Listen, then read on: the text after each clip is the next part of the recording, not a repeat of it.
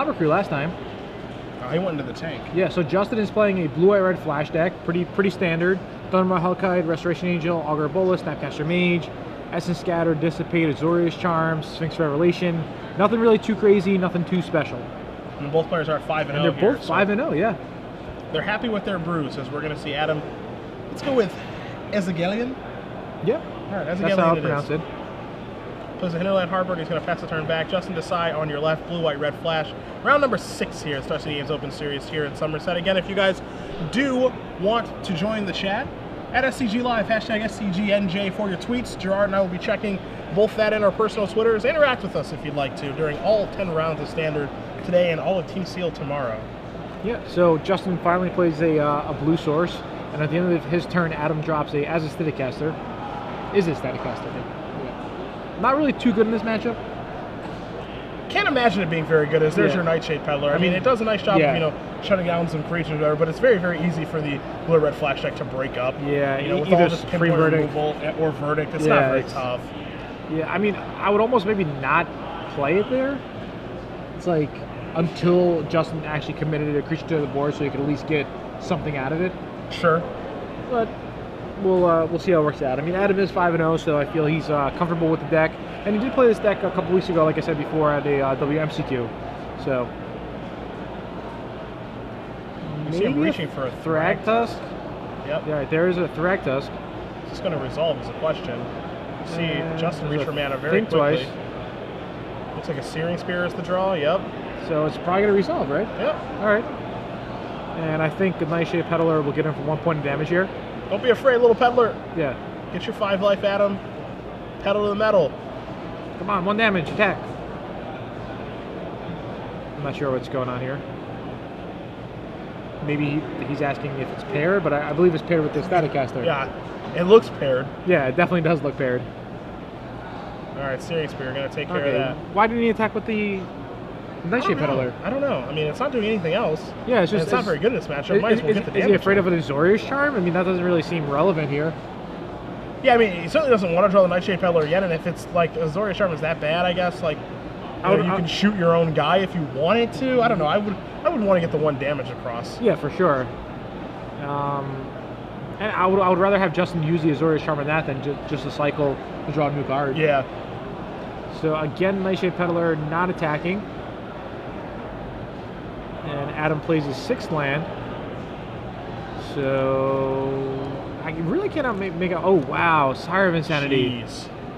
That's insane. That is the definition of insane. It really is. Do you see Justin staring at a Searing Spear right now?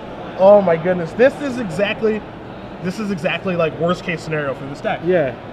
It's like 6 cards I think Justin is discarding. He doesn't even have like a Cavern of Souls to push it through. It's just like he's flashing back Think Twice, hoping to try to Essence Scatter. I think that's what his plan.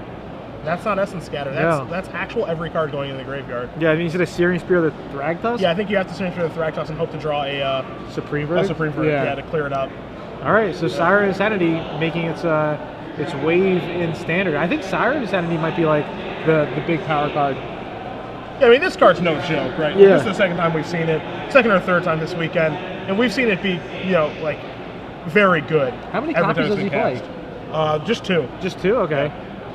Yeah. I don't think it's a card that you can play, like, this is definitely not a 4-of card or anything, but it's like a very, very good 2-of. Sure. You see both players discarding their hands. Thundermaw Hellkite, Farseek go to the bin over there. Justin has his cards go, among them Restoration Angel, draws a Sulfur Falls. Falls. Not going to really do too much here. 6, 7, 8, 9, that's an attack for 10. Again, these guys are 5-0. So let's see what Adam draws. I mean, he doesn't even really need to draw anything here. If he draws anything, like, I mean, he's going to play it because otherwise he's going to get discarded to the Sire of Insanity. Yeah. But his board looks very good. He's going to play Burn. Yeah, all right, 2 damage to you. Better than nothing. The burn half of turn and burn. Justin draws a card. It's got to be Supreme Verdict or bust, my friend. It is not, and that is going to be, I think, Gerard, a concession, maybe? I thought maybe it's a Snapcaster Mage. Yeah, I think it's a Snapcaster. It looks like a 2-mana blue spell. I first thought it was a Think Twice. Go through the graveyards here. Yeah, I think this is a little bit. Yeah, may have been a little bit hasty on my end. Okay, yeah, so he is going to concede the game. Oh, well, I don't know what it was. Was it a land? Whatever. Yeah, I mean, clearly not good enough. Yeah, not good enough. All right. So So Justin Adam is looked a going little upset. Adam but going to be up a game here off the back of Sire of Insanity. Justin Desai going to take a look at his sideboard. You have it in front of you. What Yeah. can he use to help? Well, probably another Supreme Verdict might be nice in this matchup. Is it Staticaster? Probably not. His full sideboard is Assemble Legion, Supreme Verdict, Negate, Dispel, Counterflux, Is it Staticaster, Clone, Turn and Burn, another Thundermaw Hellkite, a Devil's Play, and a Detention Sphere. Nothing really stands out that much. Okay. Would you agree? I mean, is there anything like, wow, he wants that card? I mean, there's nothing that, like... Supreme Verdict, yeah. I mean, yeah, Adam has Verdict- all creatures in his deck, Yeah, but Verdict is going to come in because Verdict would be good against this deck, period. So adding a little bit more insurance against the creature deck is nice, but like, there's nothing that's just like, wow, it's going to turn around this matchup. No. yeah. I mean, one of the cards I look for in the size deck list is the card I'm scanning for right now is War Leader's Helix. Yes. Be able to deal with the problem that is Sire of Insanity, and I don't see it. Yeah, he has pretty much no way to deal with it. He has 4 Searing Spear, which is not going to deal with it.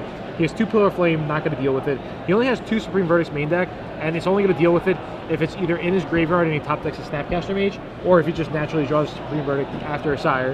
And I guess a couple of counter spells, but Azorius Charm's not going to do it. He has no copies of Unsummon and no copies of the Helix. Yeah. 2 of the best answers to Sire of Insanity. A Sire of Insanity is a real card. Yeah, I think this is a card that people are going to have to like change how they build their decks to beat. Yeah. I really do, because like this is like a perfect example of it, right? Like we just saw in that game, Adam like has his 6 mana, thinks for a while, and he's like, yeah, okay, like I have to cast this. Justin looks at his hand of like Searing Spear, thinks twice, and he's just going, oh god, like a Restoration Angel and stuff like that. And he's just going like, Searing Spear does not line up to kill this the way that it should. So Yeah. all right, like I think you win because of that. Honestly, I helped out one of my friends with his deck list, and we worked on it. It was Blue White Red, and we ended up with only playing 1 copy of Searing Spear. Just because Searing Spear, I don't think is really the card you want. Having 1 is fine. You could go to the Dome, Snapcaster back, hit him again. But you want to focus on cards like Pillar of Flame, because we know that Voice of Resurgence is going to be big this week. Maybe next week's not so much. Unsummon and the Helix. Those are the cards you really want. Yeah, Searing Spear doesn't really fit in there. When we take a look at Adam's sideboard here, an additional copy of Sire Insanity to go with the 2 in his main deck. That's going to come in. 2 Evil Twins, 2 Slaughter Games, a Rakdos Return, an Appetite for Brains, 3 Deathrite Shaman, 3 Pillar of Flame, and 2 Snapcaster Mage. So Deathrite Shaman probably going to join us as well. The Appetite for Brains potentially could come in as a little bit of insurance against Supreme Verdict, but it's not great in this matchup. But I'm pretty sure, bringing in maybe just the 1 Appetite, bringing in the Slaughter Games, bringing in the Snapcaster Mage, I think that's like his package that he'll bring in. Okay. So he'll probably do an extra Sire, the 2 Slaughter Games, the 1 Appetite, probably a couple of Deathrite Shamans, and 2 Snapcaster Mage. So I think Adam really changes up his deck against the Blue White Red Flash deck. Okay. I mean, he does have 4 Turn and Burns in his main deck that he can sideboard out. Staticaster and Peddler very bad in this matchup. Yeah, I think he's going to board out all 8. Yeah, I mean, he can board out the 8 pieces of the combo. He can also board out Turn and Burn, maybe even those Lobber Crews that are, kind of in there. That's like 12 cards already, right? Yeah, I mean, we're looking at like 12 to 14 cards that he can move out and just board in just a lot better, higher impact cards. So let's count. 1 Sire, 2 Slaughter Games is 3, 1 Rakdos Return is 4, 1 Appetite for Brains is 5, 3 Deathrite Shamans 8, and 2 Snapcasters 10. Yeah, so 10. Yeah, I mean, Adam has a much better sideboard in this matchup than Justin does. Yeah, I mean, maybe you just leave in Turn and Burn as it kind of stinks as a 5 mana answer to Restoration Angel, but it's probably like better than having Peddler, Staticaster, or Lobber Crew in your deck. So I mean, the only way I really see Justin winning is like a Thundermaw Hellkite, maybe a couple of Restoration Angels, and I don't know. Do you think Justin's going to bring in Assemble Legions because he thinks that Adam's going to board out his Staticasters? And do you think that Adam's going to leave in his Staticasters just because he thinks maybe Justin does have Assemble Legions? Yeah. So that's kind of like a back and forth type thing? Yeah, a little game inside the game. Yeah, but I think Adam is heavily favored in this matchup.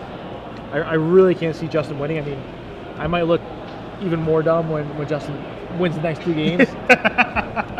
But I think this is the deck that Adam wants to sit across from. Yeah, it feels that way. Yeah. It feels like his deck is tailor-made to beat up on these control strategies. Sure. It really does feel that way. Yeah. I mean, I think the Pedal the Metal deck is really good because it's also good against any aggro strategy that has 1 toughness creatures, because you have 4 Staticasters main deck along with Peddlers. Yeah. And you have Huntmaster Thragtusk as well. Yeah.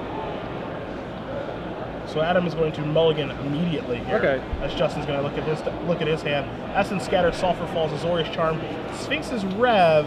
Is this just a 1-lander or no? It looks like he's got 2 hiding over there. Okay. Yeah, 2 Sulfur Falls at least. I know. But not enough. Was it really 2 Sulfur Falls? I saw 2 Sulfur Falls, yeah. And he mulliganed. It was 2 Soulful Falls. What else? Azorius Charm. Azorius Charm. Essence Scatter. Yeah, Essence Scatter. I mean, like Sphinx's kind of Rev. Yeah, Sphinx's Rev. Kind of like a slow, unwieldy hand. Okay, so it's just pretty much he's thinking, all right, my first couple of lands are coming to play tapped.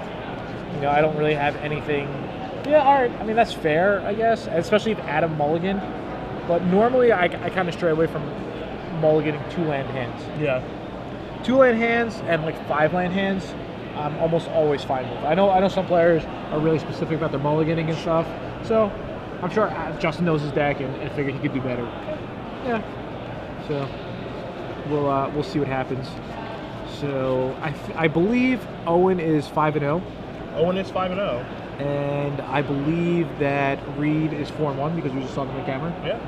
So pretty much all the information I'm giving you, you guys probably already know if you guys decided to watch our previous rounds. Gerard, Captain Obvious Fabiano.